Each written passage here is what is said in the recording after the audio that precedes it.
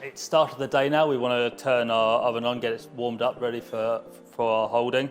Really important that when we're doing that, we're going to start the day with the trays all in position.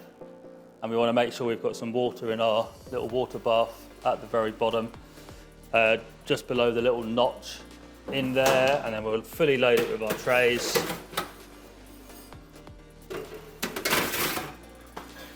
We can shut our door. On-off button at the top, and the screen will turn on. It will start talking to us. It will ask us to press the humidity button there to turn the oven into proofing mode. Now, if you guys aren't using your holding cupboard as a proofer, you don't want to press that. You want to ignore it. It'll go away and it will go into heat up mode. And 30-45 minutes to get itself back up to temperature. We can see in the screen it's telling us to add water. That's just because I've got no water in the water bath at the bottom at the moment. But the temperature that we've got it currently set to is on the left hand of the display, and on the right hand of the display it will show us the percentage of humidity that we've currently got that set to. If we want to adjust those, we can just press them until the dial starts flashing, and then I can use the up and down button there to adjust the temperature.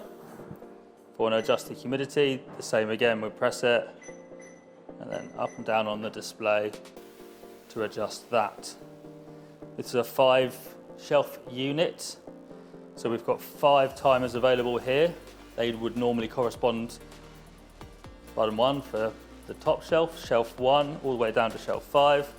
If I want to adjust those times, I'm going to press and hold my program button. I'm going to enter the code 123, and then I can select individual timers, adjust it in the same way until my desired countdown time is set in that screen. We then press and hold our program button. We'll come out of that.